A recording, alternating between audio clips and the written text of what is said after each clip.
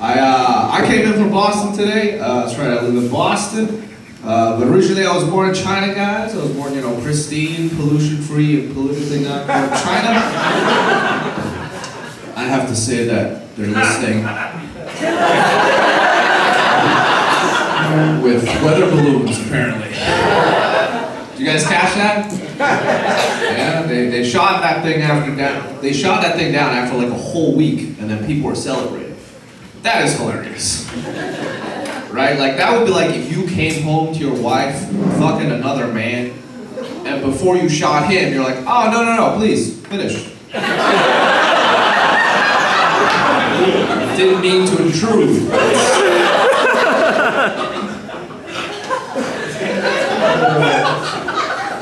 We got a couple of snorters tonight, that's good. This will be a good show. You guys are fun. This is nice. I've been trying to learn Spanish recently, guys. I've been trying to learn Spanish because, I want people to be confused when I speak. Just like, what kind of minority are you? North Mexican. West of Guadalajara, east of Beijing.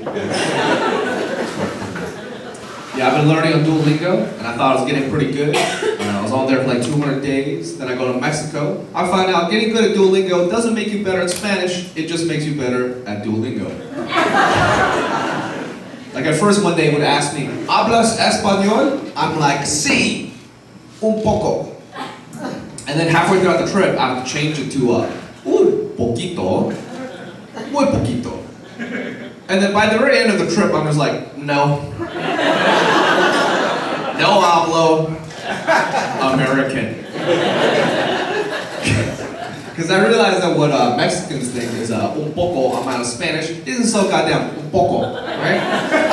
Like I'd say I speak a little bit of Spanish, and then they would go off on like a 10-sentence tirade like Pitbull at a reggaeton concert. I'm like, hey, Mr. Worldwide, I have no idea what you just said. When I say a little bit of Spanish, I mean I know numbers, colors, some fruits, the chorus to Despacito, and I can ask questions and not understand the answers. That's where I'm at.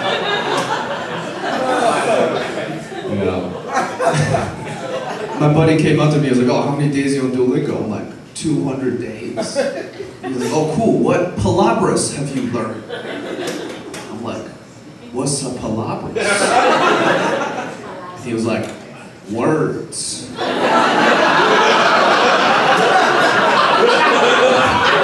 Oh. They don't cover that in the first 200 days? We've been really focused on apples, what color they are, and how many has Juan eaten. Tres. Juan ate tres manzanas rojas. Those are the red apples, yes.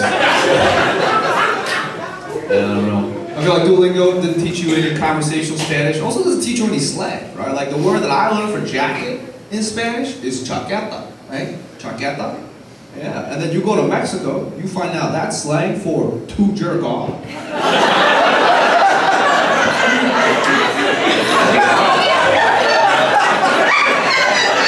Yeah, someone's going crazy over there. I was like, oh, okay. So I've just been going all these coat checks, asking for hand jobs.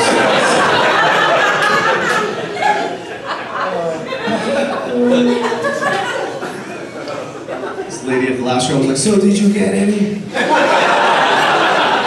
Like, yeah, Juan only charged me 100 pesos. His hands were very soft. Oh, man. Yeah, I've been learning about love languages recently. Love languages. Okay. All right. Nobody knows what that is. That's cool. Oh, you do? Okay, couple people. All right, couple. Yeah. Love languages. This is how you love your partner, right? It's how they receive love. But me and my girlfriend, we have different love languages. Like hers is words of affirmation and acts of service, and mine is physical touch and blowjobs.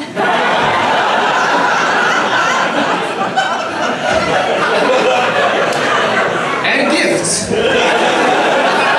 If those gifts are blowjobs. And words of affirmation. If those words are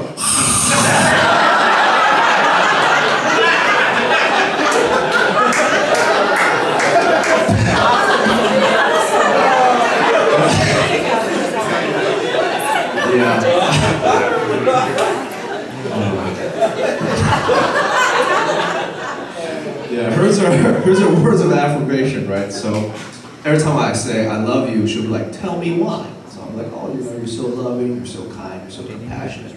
And then next time she'll be like, tell me why, but in different words. Right? So I'm like, oh, you're so considerate, you're so kind-hearted, you're so sympathetic. But eventually I run out of words. Right? So I'm just reading up thesauruses, brushing up on my synonyms. Right? To the point where I don't even know what I'm saying anymore. It's like, oh, you're so genial, you're so munificent. Like, it feels like I'm in SAT class again, you know? I feel like it's unfair that I have to learn all these new words, but she could just give the same blowjob. Right? Like, no change in technique whatsoever. She doesn't have to read a book. Who loves who more, really? Okay. Oh man, you guys were fun.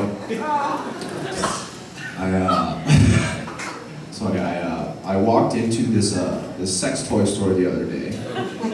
Oh Jesus! This table is ready, and I went in for science, sir. And I saw there was this a silicone mouth, and on the box it said, "Now featuring realistic teeth." Exactly. I'm like, who the hell wants a sex toy with realistic teeth? Like, out of all the parts on a woman to make realistic, teeth would be the last one. Like, my ideal woman has the face of an angel and the mouth of a meth addict. I date a lot of girls from Worcester.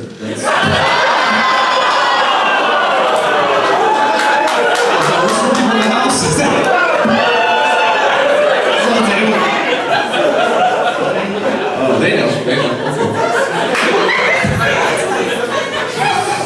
Yeah, I don't know. I feel like they're making these toys too realistic and in like the wrong direction, right?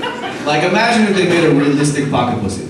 So realistic that for 5 days of the month, you can't use it. You gotta get an ice cream and a heating pad.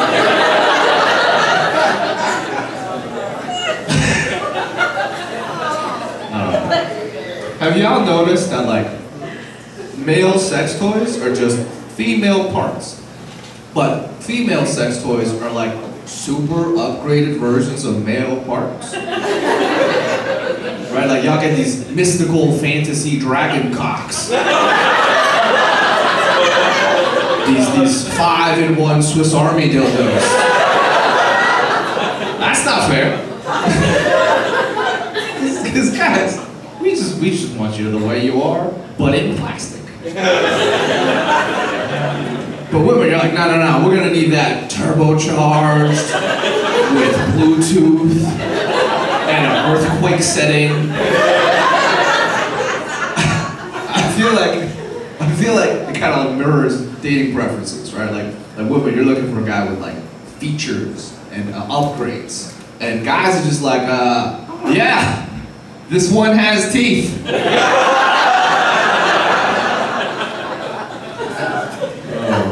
I don't know. I feel like you guys should get like equally realistic sex toys, you know?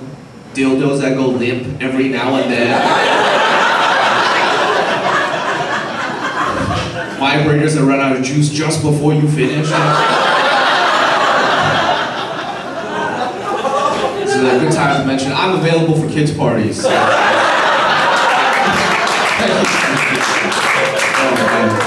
You guys have been a lot of fun. If you enjoy that set, hey, feel free to follow me on social media. It's Peter Liu Comedy, Petrliu Comedy. Do a follow or follow right now. So if you follow me, I will follow you to your house.